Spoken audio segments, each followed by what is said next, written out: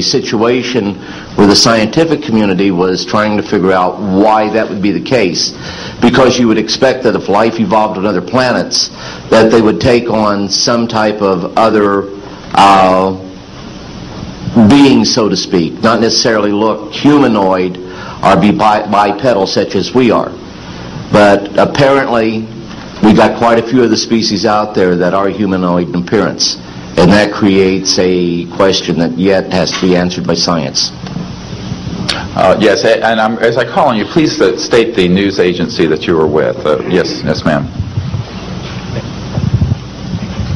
Deanne Divis with United Press International. Could you please address the vehicle that there was a drawing displayed of? Why would this vehicle be on display at an air show? What is the power source that you are asserting is going to be so very useful?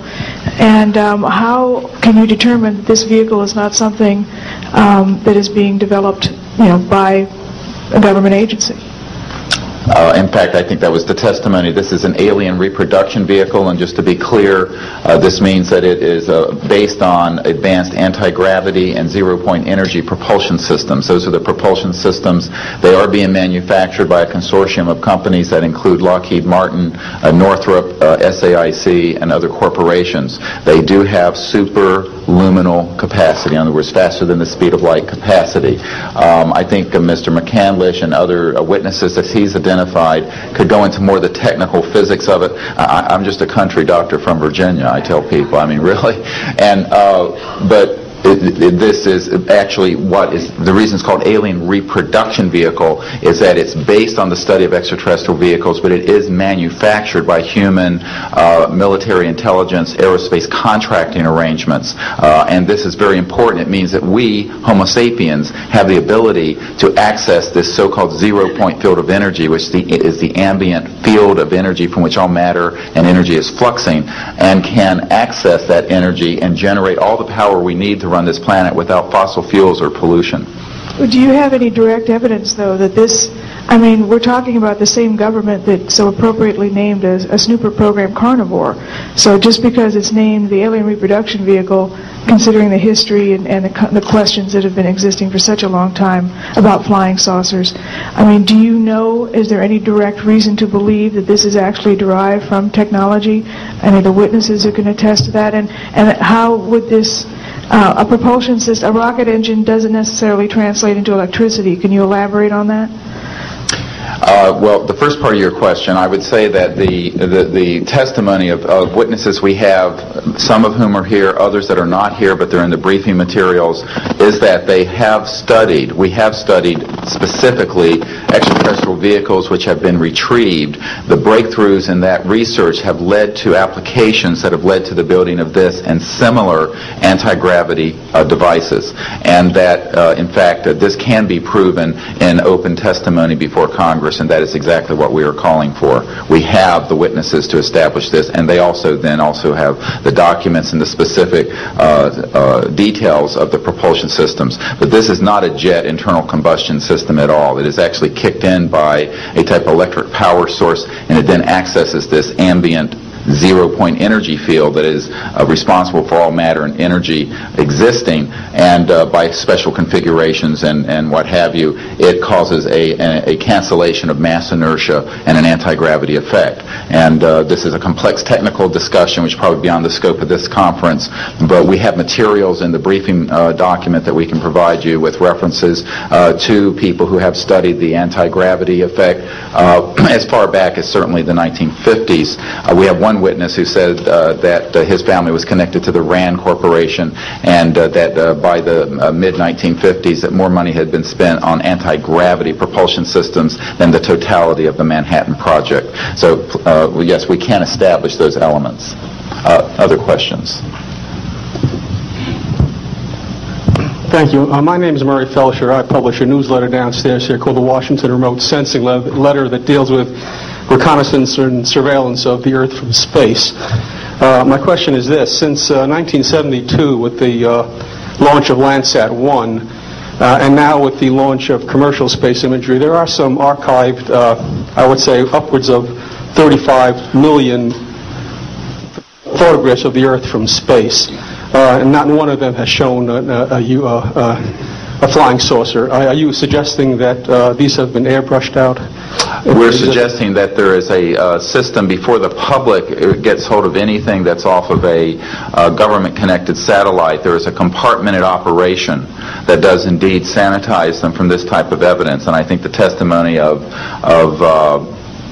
the gentleman who was with the Defense Intelligence Agency, Mr. Maynard, Ms. Hare, and others would substantiate that. We have other witnesses who have been involved in projects where such items have been sanitized out. It could also be that if you did a thorough search, you might find a few that slipped through. We obviously haven't had the research dollars to go through all the millions of images that are cataloged to look for them, but we do know there's been a very thorough sanitizing of this. And people should not be naive about the extent to which covert programs using billions of our tax dollars have been able to effectively hide this. This is one of the sort of myths of both the media and the public. It's sort of a Pollyanna myth that we live in a society where such things could not be done. In fact, they are done, and we can prove that they have been done.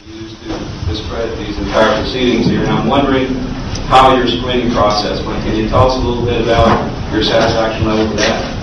Well, I'm very satisfied that these are genuine and good people who are speaking truthfully. Out of the 400 people that I'm dealing with, not 20 times this number, have I been fooled? Yeah. I'm an emergency doctor. Let me say something. People come into the emergency department with flank pain, writhing on a stretcher. What have they got? A kidney stone, right? Yeah, well, some of them go into the bathroom, prick their finger, and squeeze blood into the water, the urine sample, to show that they have blood in their urine so they can get a narcotic injection. Now, have I been scammed as an emergency doctor? Because, I'm bright enough to kind of know when I'm being scammed.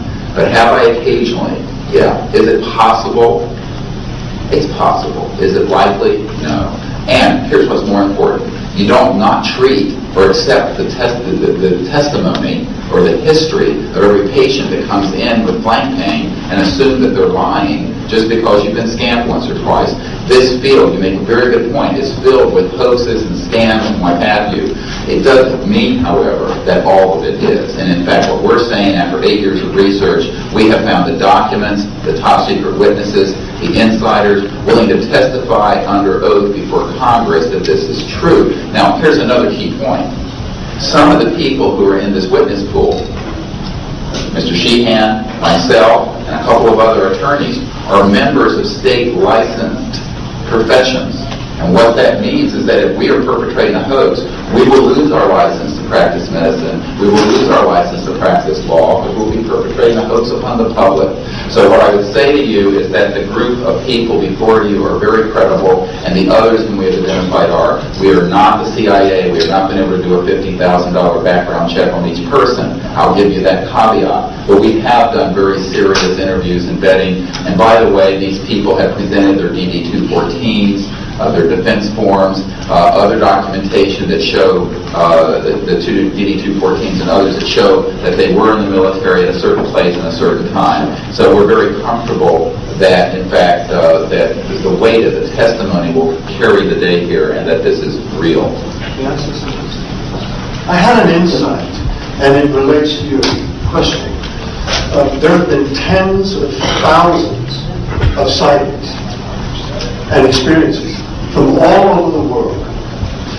Only one needs to be true. Because if only one is true, then the entire case of the non-reality of these sightings falls apart.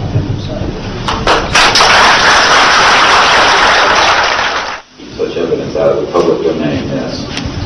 A priori, all signed agreements and oaths that have flowed from such operations are null and void. What that means is, in legal theory, is that if it's an illegal enterprise, the agreements those that are entered into as a result of that illegal enterprise have no legal standing. So one of the things I would like to announce today is all of the men and women listening to this need to know they are free to speak. We are declaring all national security oaths on this subject null and void.